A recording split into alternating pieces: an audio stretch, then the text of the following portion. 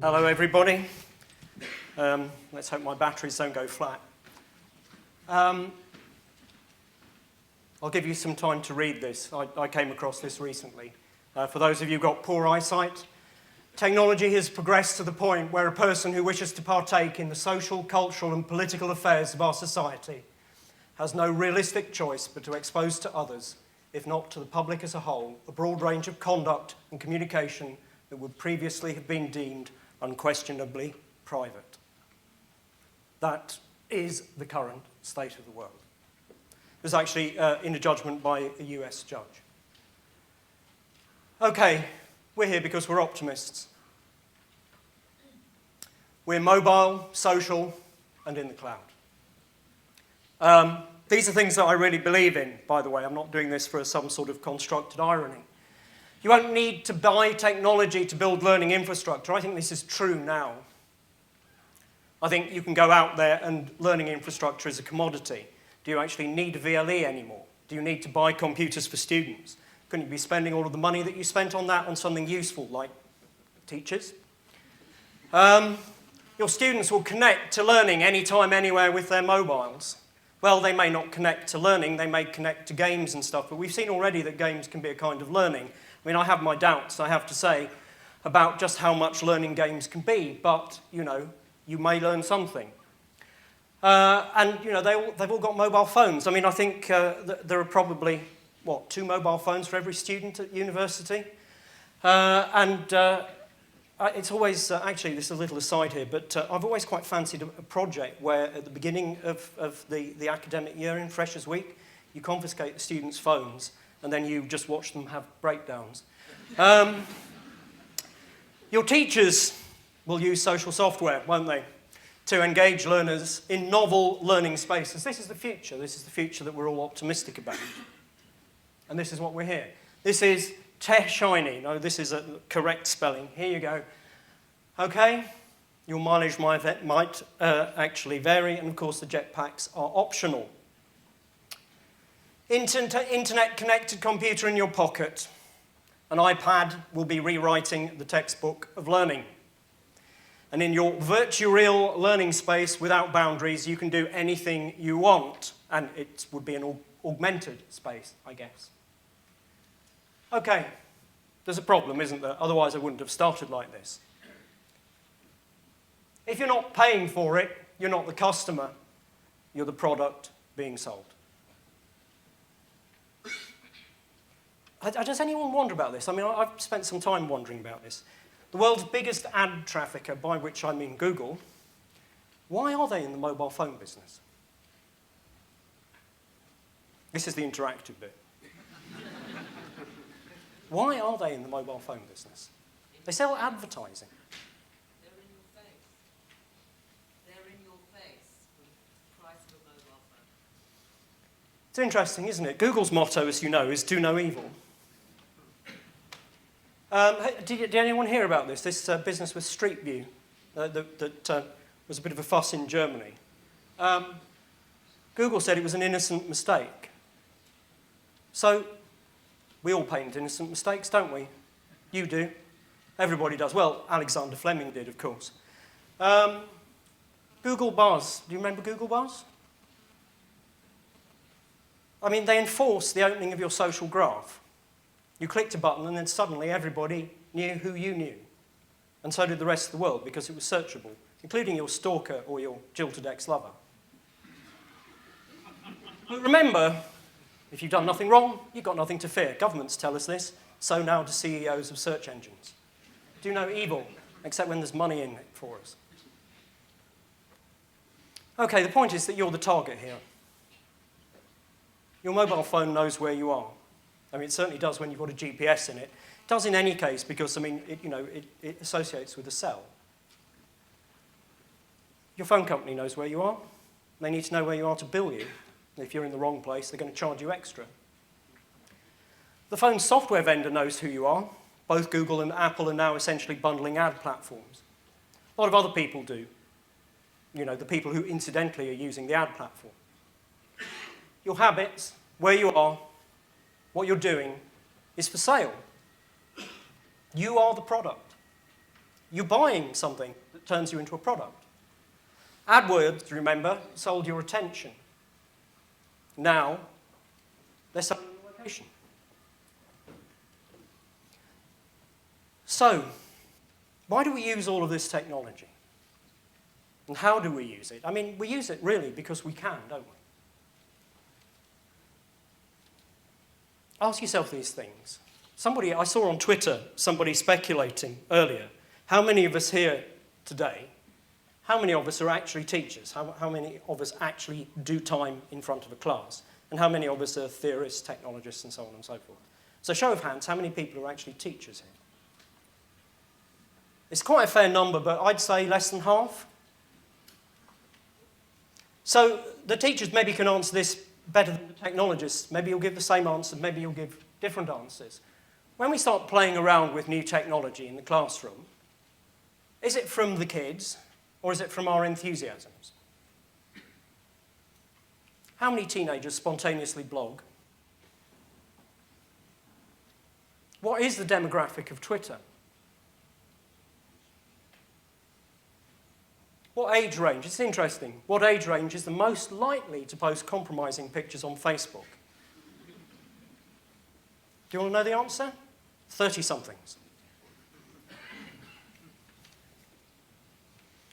Okay, we use all of this technology, and my thesis here is that essentially we impose its use as educators. We are choosing to use it.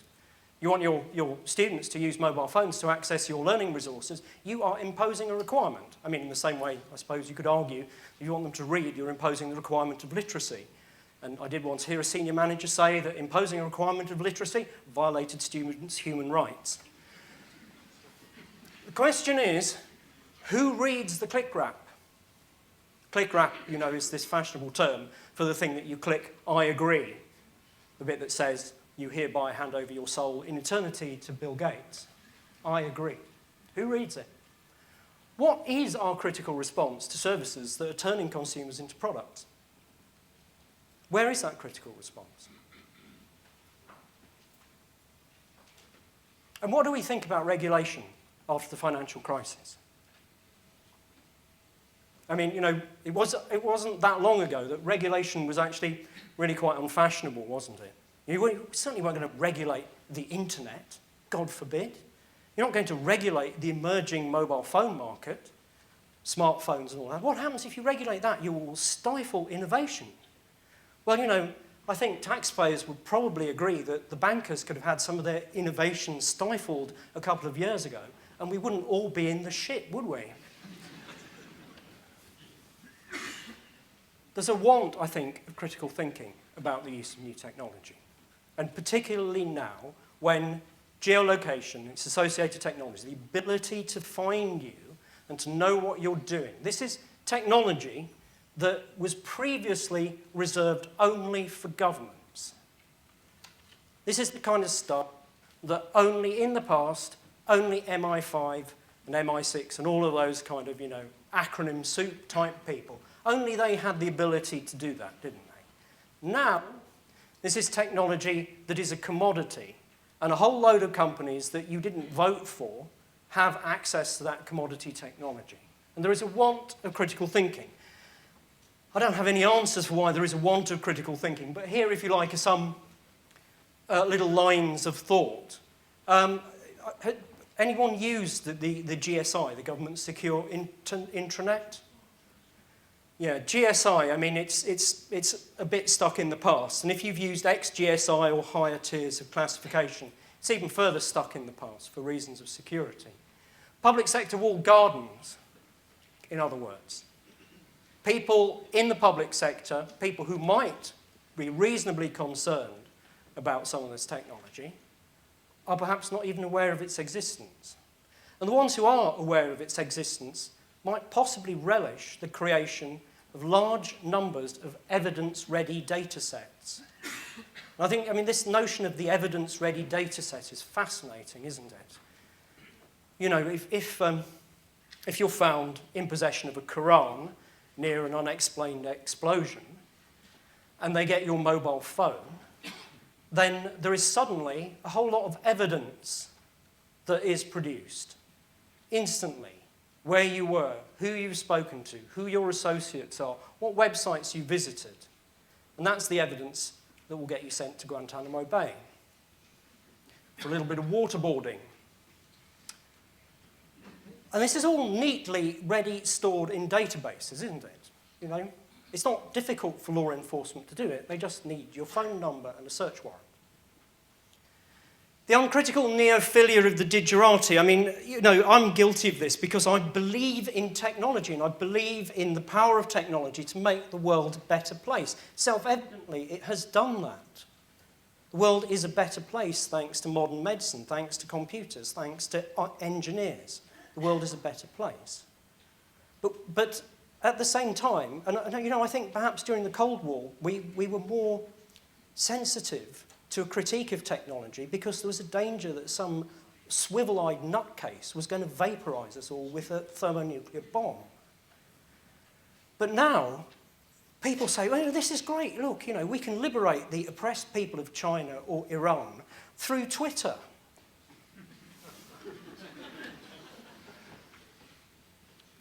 And no one is really looking. I mean, I'm being unfair. One or two people are really being quite critical about this.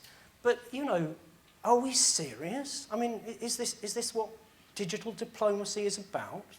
I mean, do we honestly believe that when, on the one hand, the Americans are getting search warrants into these aforementioned evidence-ready databases, and on the other hand, they're telling the Chinese what you need is an open internet, do we seriously believe that these people are innocent parties? Or is there not, you know, something of a greater game taking place? And then, of course, education has its own particular problem. I think education divides. This is a problem, my problem. I'm a binary thinker. But I think education divides into two camps, enthusiasts and naysayers. You're going to get the person who says, I'm never going to use technology in teaching. It's bollocks. It's rubbish, you know. Learning is about books. My students are happy, I'm never going to do it. And then you get the people who say, well, I'm going to do it all in augmented reality in Second Life with a live feed into Facebook. You don't really get the middle ground who say, well, yeah, I can see that there's some value in some of this, but, you know, perhaps I don't have to build the whole hog. I'm caricaturing, of course. Okay, so with all of that context, there are some things, of course, that we can do with geolocation. So I'll end, having sort of painted the horror story. I'll end on some things that we can do. But before I get into the things that we can do, there's a serious point. You know, people who know me, I mean, you know, I like swearing in academic conferences. If there were an award for the most gratuitous use of the word fuck on stage in an academic conference, I would probably be winning it. But at the same time, I'm being really serious about this.